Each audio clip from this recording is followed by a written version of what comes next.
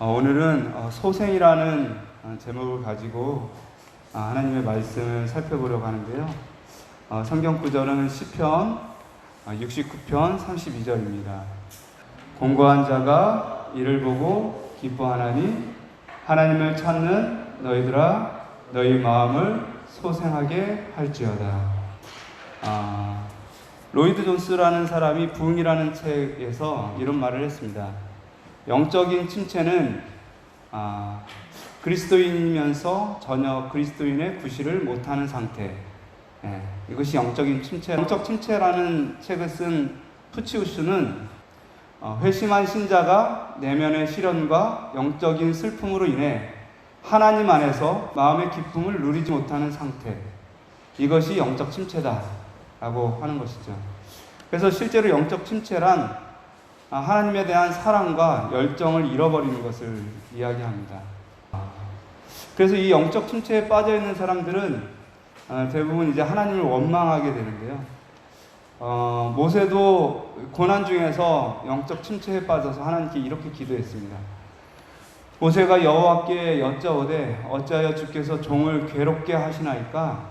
어찌하여 내게 주의 목전에서 은혜를 입게 아니하시고 이 모든 백성을 내게 맡기사 내가 그 짐을 지게 하시나이까? 이 모든 백성을 내가 배웠나이까? 내가 그들을 낳았나이까? 어찌하여 주께서 내게 양육하는 아버지가 젖먹는 아이를 품듯 그들을 품고 주께서 그들의 열조에게 맹세하신 땅으로 가라 하시나이까? 하나님을 원망했던 모세 이야기입니다.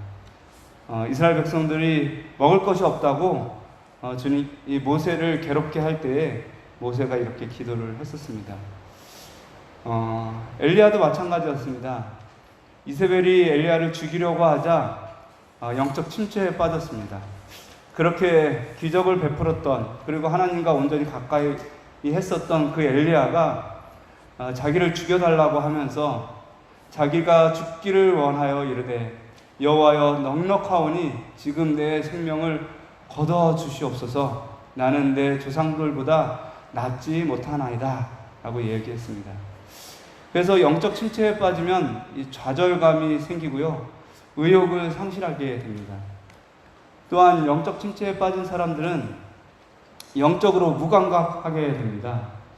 아무리 멋진 설교, 감동적인 설교를 할지라도 그들은 마음에 큰 감동이 없다라고 하는 것이죠. 어떤 사람이 아주 슬픈 이야기를 할지라도 그들의 가슴은 같이 울리지 않는다라고 하는 것입니다. 그래서 예수님께서는 마태복음에 이르되 우리가 너희를 향하여 피리를 불어도 너희가 춤추지 않고 우리가 슬피 울어도 너희가 가슴을 치지 아니하였다 함과 같도다. 그래서 많은 사람들이 많은 설교를 듣고도 또한 많은 하나님의 은혜를 받고도 전혀 그것을 깨닫지 못하고 잠자고 있는 것처럼 느낀다고 하는 것이죠. 교회 증언에는 사단이 하는 일에 대해서 이렇게 설명하고 있습니다. 사단은 지금 하나님의 백성들을 무활동의 상태로 붙들어 두어 진리를 전파하는 일에 있어서 그들의 몫을 감당하지 못하게 하고자 애쓰고 있다. 인류는 위기에 처해 있다. 허다한 무리가 멸망하고 있다. 그러나 그리스도를 따른다고 공언하는 자들 중에 몇이나 이 죽어가는 영혼들을 위하여 애타는 심령을 가지고 있는가? 세계의 문명이 저울 때에 걸려있다. 그러나 이러한 사실이 일찍이 인류에게 주신 가장 원대하고 엄숙한 진리를 믿는다고 하는 자들의 마음까지도 거의 움직이지 못하고 있다. 하나님의 백성들이 하나님의 일을 하지 못하고 그 마음에 큰 감동을 받지 못하고 그냥 무관심 속에서 많은 영혼들을 죽어가게 한다라고 하는 것입니다. 그래서 우리에게 지금 필요한 것은 부흥이라고 하는 것입니다. 소생이라고 하는 것입니다. 영적 침체에서 벗어나서 무감각한 것에서 벗어나서 다시 살아야 된다라고 하는 것이고요. 부흥이 우리 삶에 일어나야 된다라고 하는 것입니다. 마지막 날 사건들의 189페이지에 이런 얘기가 있습니다. 우리 가운데 있어야 할 참된 경건의 부흥은 우리의 모든 필요 중에서도 가장 심각하고 가장 긴급한 것이다. 이러한 신앙 부흥을 일으키는 것이 우리의 첫째 사업이 되어야 한다. 우리 마음에 부흥이 일어나야 된다라고 하는 것입니다. 하나님의 마음이 우리 마음속에 다시 한번 일어나야 된다라고 하는 것입니다. 그래서 영혼에 대한 사랑, 진리에 대한 갈망, 또한 올바르게 하고자 하는 그런 마음들, 그리고 하나님께 영광 돌리고자 하는 마음들, 그런 마음들이 다시 살아나야 된다라고 하는 것이죠. 때때로 많은 사람들이 잘 생활하다가도 금방 꼬꾸라져 넘어갈 때가 있습니다. 그럴 때 우리는 정말 우리의 삶이 너무 바빠서 그냥 지나쳐 버리고 맙니다. 여기 한 사람이 정말 잘 살아가다가 갑자기 꼬꾸라집니다. 그런데 그 사람을 많은 사람들은 그냥 지나쳐 갔지만 어떤 사람은 그 사람을 구하러 달려듭니다. 여행용 가방을 끌고 길을 걷던 한 남성이 갑자기 정면으로 쓰러집니다. 놀란 시민들이 남성 주변으로 하나둘 모여듭니다. 지나다 보니까 이 아저씨가 눈이 하얗게 눈 흰자가 막 보이고 피가 자꾸 토하더라고요. 머뭇거리는 것도 잠시. 한 시민이 남성의 의식을 확인하더니 맨바닥에 무릎을 꿇고 가슴을 압박하기 시작합니다. 팔다리가 완전 이렇게 꼬여가지고 한쪽 팔은 몸 안쪽으로 들어갔고요. 그다음에 이제 그 머리로서 쓰러진 흔적이 역력했습니다. 다른 시민이 119에 신고하자 소방 상황실과 영상 통화로 원격 응급처치가 시작됩니다. 제 속도에 맞춰서 가슴 압박 해주세요. 하나, 둘, 셋, 넷, 다섯. 한 번만 좀. 피투성이가 된 남성의 얼굴을 닦고 시민 2명이 번갈아가며 응급처치하는 사이 구급차가 도착합니다. 이후로도 3번의 전기 충격과 정맥 주사 처치가 이어집니다. 다행히 호흡과 맥박이 돌아오고 곧바로 병원으로 이송됩니다. 초기 신고도 빨랐었고 주위에 있던 시민이 적절한 흉부 압박을 실시했기 때문에 소생할 수 있었다고 생각합니다. 그 사람 덕분에 저는 이제 또 새 삶을 찾고요. 만약에 그 사람이 모르죠 갔으면 저는 지금 여기 없겠죠. 저 땅속에 있겠죠. 그분이 엄청 고맙죠. 이웃의 어려움을 외면하지 않고 발빠르게 도움을 준 따뜻한 시민들의 관심이 두 남매와 아내를 둔 듬직한 가장의 심장을 다시 뛰게 했습니다. YTN 김영수입니다. 사람을 살리는 것은 귀한 일입니까? 네, 귀한 일입니다. 그런 것처럼 영적으로 죽어가는 사람을 살리는 것도 매우 귀한 일입니다. 그것을 소생이라고 하고 그리고 또한 그것을 부흥이라고 합니다. 부흥. 부흥이라는 것은 히브리어로 하야라는 뜻인데요. 죽었던 것이 다시 살아나고 능력을 얻는 것이라는 뜻입니다.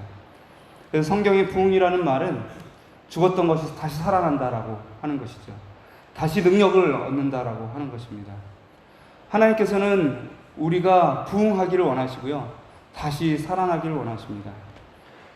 에베소서에 있는 말씀처럼 우리는 하나님의 생명에서 떠나 있었습니다. 그래서 우리가 감각 없는 자가 되었어요. 자신을 방탕에 방임하여 모든 더러운 것을 욕심으로 행하게 되었던 사람이었습니다. 그러나 예수 그리스도로 말미암아 우리가 심령이 새롭게 되었고요. 또한 새 사람을 입었다라고 에베소서는 기록하고 있습니다. 하나님께서 우리에게 원하시는 것은 부흥, 곧 다시 사는 것입니다. 죽었던 감각이 다시 일어나는 것이고요. 더러운 욕심이 버려지는 것이고요. 성령으로 말미암아 온전히 새롭게 되는 그런 삶을 사는 것입니다. 성경에 에스겔서에 죽었다 다시 살아나는 그런 역사가 있습니다. 부흥의 역사가 있고요. 그 부흥의 역사를 예수님께서 에스겔 선지자를 통해서 이스라엘 백성들에게 약속해 주셨습니다. 에스겔 37장 9절 10절인데요. 빨간 부분만 같이 읽겠습니다. 시작. 생기야 사방에서부터 와서 이 죽음을 당한 자에게 불어서 살아나게 하라 하셨다 하라. 예. 에스겔이 정말 죽어 있는 마른 뼈들을 향하여 생기야 사방에서부터 와서 이 죽음을 당한 자들에게 불어서 살아나게 하라. 이렇게 외쳤더니 죽었던 마른 뼈들이 살아나게 되었습니다. 에스겔에 따르면 여호와의 영이 에스겔을 어느 골짜기로 데려갑니다. 그 골짜기에는 뼈들이 가득했어요. 그 꿈을 이렇게 잘 살펴보면 이 에스겔이 이렇게 묘사를 했습니다. 나를 그 뼈 사방으로 지나가게 하시기로 본즉 그 골짜기 지면에 뼈가 심이 많고 아주 말랐더라. 그러니까 말라 비뚤어진 이 뼈들이 심이 많은 그런 골짜기를 에스겔이 본 것이에요. 정말 이런 장면을 보면 여러분 어떻겠습니까? 소름이 끼쳐요. 아주 섬뜩한 느낌이 듭니다. 죽음의 모습이죠. 침체된 사람들의 모습이에요. 어쩌면 수많은 사람들이 살아있는 것 같지만 이렇게 마른 뼈처럼 죽어가고 있는 것이죠. 그런데 예수님께서 에스겔에게 이렇게 물어봤습니다. Can these bones alive? 인자야, 이 뼈들이 살아날 것 같으냐? 여러분, 이 마른 뼈가, 완전히 깡 마른 뼈가 살 수 있겠습니까? 예수님께서 에스겔에게 물어봤을 때 에스겔이 뭐라고 대답해야 되겠습니까? 예수님, 살 수 있습니까? 있습니다 라고 이야기를 해야 되는데 에스겔의 생각에 이것이 살 수 없을 것 같아요. 우리의 생각에도 살 수 없을 것 같아요. 그러니까 이 에스겔을 뭐라고 대답합니까? 예수님, 주 여호와여, 주께서 아십니다.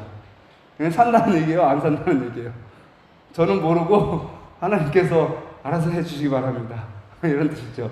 네. 그랬더니 하나님께서 너는 나의 말을 드러내라. 그리고 뼈들에게 얘기해라. 내가 생기를 너에게 들어가게 할 텐데 너희가 살아날 것이다. 그러니까 이 뼈들아, 하나님 말씀을 들어라. 누구에게요? 뼈들에게 하나님 말씀을 들으래.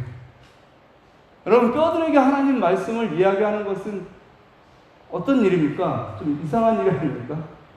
우리가 설교는 누구한테 해요? 들을 수 있는 사람한테, 살아난 사람한테, 살아있는 사람한테 하잖아요. 우리는 특별히 그러기를 원합니다. 내 말을 잘 들어주기를 원하는 사람에게 전도하기 원해요. 그리고요, 내 말을 들어도 아무 소용 없을 것 같은 사람에게는 절대 말하려 하지 않죠. 예. 여러분, 이거 소용이 있을 것 같습니까? 없을 것 같습니까? 예. 너희 마른 뼈들아, 여호와의 말씀을 들을지어다. 뭐 하는 거예요? 이렇게 뭐 하는 거예요? 근데 에스겔은 마른 뼈들에게 말했어요. 여호와께서 명령하자 에스겔이 마른 뼈들에게 말했습니다. 마른 뼈들에게. 여호와의 말씀을 들을지어다. 여호와께서 생기를 너에게 줄 건데 너희가 살아날 것이다. 너희가 살아날 것이다. 결국 그 말을 들었는지 안 들었는지 모르겠어요. 이 뼈들이 갑자기 어떻게 해요? 이 뼈들이 서로 들어맞아. 뼈들이 서로 연결됐어요. 그리고 그 뼈에 힘줄이 생기고 살이 오르고 그 위에 가죽이 덮였어요. 놀라운 일이 벌어졌습니다. 놀라운 일. 그리고 나서 이 뼈들이 살아서 움직인 것입니까? 아직 살지 않았어요. 그 속에 뭐가 없었어요? 생기가 없었어요. 되게 희한합니다. 생기가 없는 그 뼈들이 하나님의 말씀을 들었다니까요. 듣고 그 뼈들이 움직인 거예요. 그리고 거기에 힘줄이 생겼어요. 그리고 거기에 가죽이 덮였어요. 우리가 콩나무 시루에 물 붓기라고 얘기하는데, 콩나무 시루에 물을 계속 부으면 어떻게 됩니까? 물이 싹 빠져나가서 아무것도 없는 것처럼 보이지만 어느새 콩나물이 자라죠. 네, 자랍니다. 그런 것처럼 우리가 하나님의 말씀을 전파하고 또한 우리가 선을 행하고 또한 사람들을 만나면 진리를 이야기할 때 그들이 듣지 않는 것 같지만, 그들에게 아무 소용이 없는 것 같지만, 그렇지만 그 마른 뼈들은 하나님의 명령 안에서 움직일 수 있다는 거죠. 네. 움직여진다는 거죠. 그리고 어느새 붓고 힘줄이 생기고 살이 붙는다라고 하는 것입니다.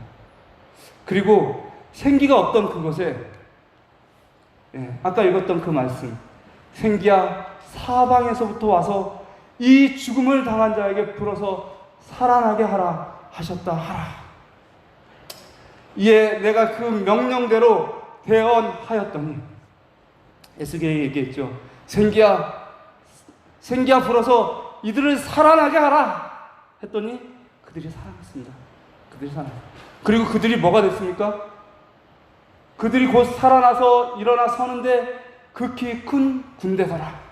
에스겔이 보는 이 환상이 정말 공상과학 영화처럼 보입니다. 그런데요, 사실 이 환상은 아주 깊은 역사적인 뜻이 있었어요. 아주 깊은 역사적인 뜻이 있었습니다. 이 11절에 보면 이렇게 이야기합니다. 인자야, 이 뼈들은 이스라엘 온 족속이다. 이 뼈들이 누구라고요? 하나님을 믿었던, 그러나 하나님을 떠나서 바벨론의 포로로 잡혀갔던, 그래서 마치 그들이 사는 것처럼 보이지만 죽어있는 뼈들과 같은 사람들이다. 그들이 이르기를 우리의 뼈들이 말랐고 우리의 소망이 없어졌으니 우리가 다 멸절되었다. 이스라엘 백성들이 실제로 바벨론의 포로로 잡혀가서 그들의 나라가 망했고 그들의 소망이 없어졌다라고 그들은 계속 한탄하면서 그렇게 살아갔습니다. 우리는 다 멸절됐다. 하나님의 영광이 없어졌다. 하나님이 우리를 버리셨다. 라고 그렇게 생각했던 사람들이 바로 이스라엘 백성이었어요. 마치 마른 뼈들과 같은 사람들이었습니다. 그래서 겨우 바벨론의 포로에서 목숨만 구제하면서 겨우겨우 목구멍에 풀칠하면서 고생하면서 살아가는 이스라엘의 포로들을 의미한 것이죠. 이 마른 뼈들이 다시 형체를 이루고 생기가 돌아와서 군대처럼 큰 무리를 이루게 된다는 그 말은 에스겔 37장 14절에 그 해석이 나와 있습니다. 내가 또 내 영을 너희 속에 두고 너희가 살아나게 하고 내가 또 너희를 너희 고국 땅에 두리니 나 여호와가 이 일을 말하고 이른 줄을 너희가 알리라. 여호와의 말씀이니라. 이 에스겔의 환상은 그 마른 뼈들, 포로 되었던 이스라엘 백성들, 그들이 다시 회복될 것이라는 그런 예언의 말씀이고요. 다시 그들이 소생하고 그들이 다시 하나님으로 말미암아 부흥될 것이, 다시 살아날 것이라는 그런 말씀, 그런 예언의 말씀을 이 에스겔의 환상을 통해서 주심으로 이스라엘 백성들이 희망을 갖도록 하신 것이었습니다. 실제로 이 환상의 예언처럼 이스라엘 백성들이 다시 회복되어서 예루살렘으로 돌아오게 되었습니다. 이 소생의 역사, 이 부흥의 역사는 이것으로 끝나는 것이 아니라 바로 우리의 삶에서도 마찬가지고요. 또 지구의 역사를 통해서도 마찬가지로 이루어질 것입니다. 마른 뼈들이 살아난다. 말이 계속 이제 진행되면서 계속해서 반복되는 말이 나와요. 그것이 이제 6절과 13절에 나오는데 그 말이 어떤 말이냐면 이렇게 될 때, 이 마른 뼈들이 다시 살아나게 될 때, 너희가 다시 부흥하게 될 때 내가 여호와인 줄 너희가 알겠다. 이 세상의 주인이 누군지, 이 세상을 창조하신 분이 누군지 너희가 알겠다. 그러니까 내 말을 듣고 나를 붙잡고 희망을 가져라 라고 이야기하고 있습니다. 에스겔은 죽어가는 이 마른 뼈들을 보면서 절망에 빠져 있거나 침체에 빠져 있지 않았습니다. 오히려 하나님의 약속을 붙잡고 이 현실 그 너머, 바벨론이라는 그 현실을 그 넘어서 바로 하나님의 능력을 바라보게 되었습니다. 그것이 이 마른 뼈를 통해서 우리에게 주시는 하나의 메시지입니다. 하나님이 원하시는 부흥과 소생은 사막을 옥토로, 숲으로 바꿔버립니다. 메마른 땅에 물이 가득 넘치게 되는 것이죠. 이사야서 35장 6절에서 8절까지 그때 저는 자는 사슴같이 뜰 것이며 벙어리의 혀는 노래하리니 이는 광야에서 물이 솟겠고 사막에서 시내가 흐를 것이니라. 뜨거운 사막이 변하여 못이 될 것이며 메마른 땅이 변하여 원천이 될 것이며 시랑에 눕던 곳에 풀과 갈대와 부들이 날 것이며 거기 대로가 있어 그 길을 거룩한 길이라 일컬음 바 되리니 깨끗이 못한 자는 지나지 못하겠고 오직 구속함을 입은 자들을 위하여 있게 된 것이라. 우매한 행위는 그 길을 범치 못할 것이며. 하나님의 능력은 이 땅의 마른 뼈들까지 살아나게 할 수 있는 그런 생명력이 있습니다. 뜨거운 사막이 변하여 오아시스가 되게 할 수 있는 그런 능력이 있습니다. 그 능력의 하나님을 우리가 믿고 의지하고 다시 한번 바라보게 되시길 바랍니다.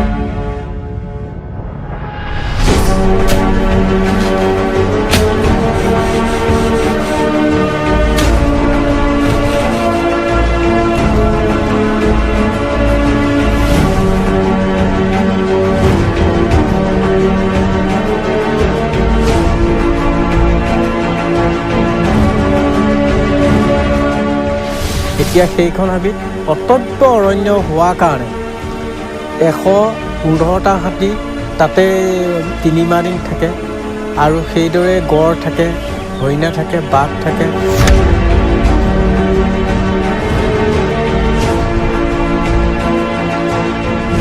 হেৰিয়াল গছ গছনিবোৰ ডাঙৰ হ'বলৈ ধৰি লাহে লাহে ডাঙৰ হ'ল। তেতিয়া ৰক্ষণাবেক্ষণটো অকলে দিব নোৱাৰি, মানুহৰ পৰাই দিব নোৱাৰি।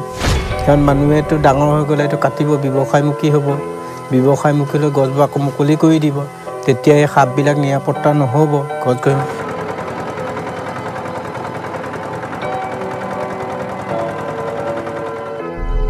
যিকেইদিন থাকিম গছকে ৰুম আৰু এইবোৰ ফিল আপ কৰিব যোৱা ডিষ্ট্ৰিক্টটো যদি ফিল আপ কৰিব পাৰোঁ, তাক কোনোবা কাটিবলৈ মোকে কাটে, এইবোৰ কাটিলে কি লাভ আছে? প্ৰতিবাদমুখী হ'লেও মই মানে বুজাই দিওঁ, গছেতো ঘৰ ভাঙিব নাযায়।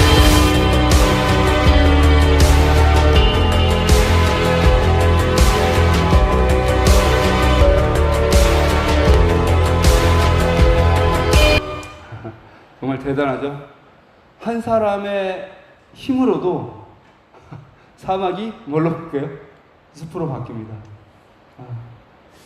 이런 걸 보면 하나님께서 사막에서 오아시스를 내고 사막을 숲으로 바꾸는 것은 아무것도 아니에요. 사람들의 마음속에, 사막과 같은 마음속에 나무를 심고 점점 숲으로 만드는 것이 하나님의 능력인 것이죠. 그는 허물과 죄로 죽었던 너희를 살리셨도다. 전에 우리는 다 그 가운데 우리의 욕심을 따라 지내며 육체와 마음이 원하던 것을 하여 다른 이들과 같이 본질상 진노의 자녀이었더니 긍휼이 풍성하신 하나님이 우리를 사랑하신 그 큰 사랑을 인하여 허물로 죽은 우리를 그리스도와 함께 살리셨고, 정말 우리가 죽었던 사람들이었는데 그리스도로 말미암아 다시 살게 되었습니다. 주님께서는 우리에게 생명의 나무를 우리 안에 심으셨고 우리는 그것으로 말미암아 다시 살게 되었습니다. 그래서 우리는 항상 잠들지 말고 깨어서 일어나야 합니다. 그러므로 이르시기를 잠자는 자여 깨어서 죽은 자들 가운데서 일어나라. 영적으로 죽은 자들 가운데서 너희가 일어나라. 그리스도께서 내게 비추십니다. 주님께서 주님의 십자가가 우리 마음속에 다시 한번 비추심으로 우리가 다시 한번 깨어서 하나님의 마음을 가지고 많은 사람을 살리는 영적 부흥을 일어나길 간절히 바랍니다. 개혁은 항상 부흥과 함께 있어야 됩니다. 부흥은 개혁을 반드시 포함하게 되는데요. 사단은 부흥만 원하고 개혁은 하지 못하도록 우리를 유혹합니다. 여러분, 아랍 속담에 이런 말이 있어요. 햇빛만 쏟아지는 곳은 사막이 된다. 비가 없는 곳은 사막이 될 수 없다. 그렇죠? 이게 무슨 뜻일까요? 우리가 햇볕이 좋잖아요. 그러니까 햇빛만 좋다고 계속 좋은 것만 원하는 사람은 결코 그것이 축복이 아니라고 하는 것이에요. 우리 삶에 햇빛이 비칠 때도 있고 비가 올 때도 있고 태풍이 올 때도 있어야 된다라고 하는 것입니다. 비가 와야 사막이 되지 않기 때문입니다. 우리 삶에 여러 가지 어려운 문제들이 있을 수 있고 시련이 있을 수 있습니다. 그것은 부흥을 위한 하나님의 은혜인 것입니다. 수술을 하기 위해서는 반드시 환부를 도려내야 됩니다. 사람을 회복하기 위해서. 환부는 보듬을 수 없고 아물지도 않고요. 썩은 조직은 반드시 잘라내야 된다라고 하는 것입니다. 그 썩은 조직이 다시 살의 조직이 될 수는 없어요. 환부를 덮을수록 고름은 커지고요. 그것이 점점 사람의 생명을 위협하게 만드는 것입니다. 그래서 부흥, 다시 사는 일은 반드시 환부를 도려내는 일을 제일 처음 하게 됩니다. 도려내지 않으면 생명의 치명적인 요소가 될 것이기 때문입니다. 그래서 주님께서 우리에게 항상 성령을 보내주십니다. 성령께서는 죄에 대하여, 의에 대하여, 심판에 대하여 우리를 자꾸 깨우치세요. 우리가 하나님께 기도할 때 우리가 죄를 생각나게 하시고 또한 하나님의 은혜를 더 깊게 생각하게 하십니다. 그래서 우리는 때때로 그 진리의 성령, 하나님의 말씀, 그것을 거부할 때가 있어요. 그러나 그것을 거부하시면 안 됩니다. 주의 성령이 올 수 있도록 우리의 마음을 활짝 열고 그분을 기다려야 하는 것입니다. 그런즉 사랑하는 자들아, 이 약속을 가진 우리가 하나님을 두려워하는 가운데서 거룩함을 온전히 이루어 육과 영의 온갖 더러운 것에서 자신을 깨끗하게 하자. 우리를 깨끗하게 하기를 원하시는 분, 그리고 다시 살고자 하시는 분들은 반드시 하나님이 함께 하시고 하나님의 부흥의 역사를 이루실 것입니다. 은나라에 매우 유명한 왕이 있었는데 주왕입니다. 주왕의 사치 그리고 잔인한 정치가 아주 역사적으로 유명한데요. 이 주왕이 어떻게 하다가 이렇게 사치스럽고 잔인한 정치를 하게 됐냐? 그것은 단 아주 조그만 죄 때문에 그렇습니다. 아주 작은 욕심 하나 때문에 그렇게 됐는데요. 이 주왕이 어느 날 젓가락으로 이렇게 밥을 먹다가 상아로 만든 젓가락에 욕심을 내기 시작했습니다. 그래서 상아 젓가락을 딱 이렇게 밥상에다 딱 올려놨어요. 상아 젓가락. 그 폼이 나지 않습니까? 상아로 만든 젓가락을 옛날에 아주 귀중한 것이었거든요. 그것으로 이제 젓가락으로 이제 밥을 먹는데 그것을 보는 어떤 현자가 걱정이 태산 같았어요. 저 젓가락을 사용함으로 이 왕이 망하겠다라고 생각을 한 거예요. 아니, 상아 젓가락 하나 쓰는데 뭐가 그렇게 망할 일입니까? 그런데 이 현자는 이렇게 생각했습니다. 그 젓가락이 상에 딱 올라갔을 때 거기에 맞는 뭐가 들어와야 돼요? 음식이 들어와야 된다는 거예요. 거기에 맞는 음식이 들어오는데 이제 산의 진미를 쫙 이렇게 했는데 차려놓고 상아 젓가락으로 딱 먹는데 거기에 맞는 뭐가 필요해요? 옷이 필요해요. 비단 옷이 필요하다. 그리고 비단 옷을 입고 좀 맛있는 음식들을 먹는데 거기에 맞는 뭐가 필요해요? 궁전이 필요하다. 궁전. 야, 그 궁전을 짓고요. 그리고 거기에 맞는 여인을 부르고요. 예. 이렇게 사람이 망가졌다는 거예요. 현자가 그것을 눈치를 챘습니다. 결국 이 왕이 그 상아 젓가락 하나 때문에 멸망했다라고 하는 것이에요. 그래서 노자가 그런 얘기를 했습니다.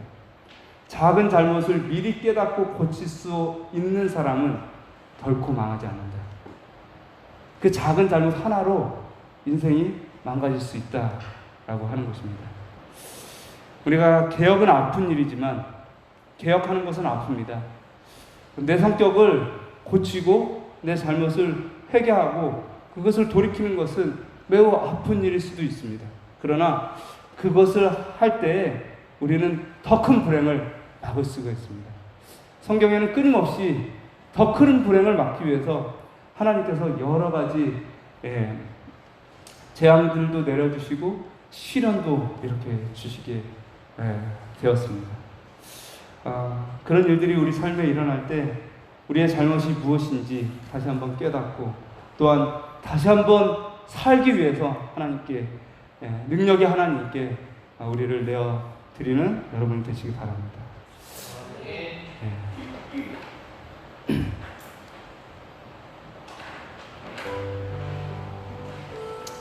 이러한 신앙 부흥을 일으키는 것이 우리의 첫째 사업이 되어야 한다.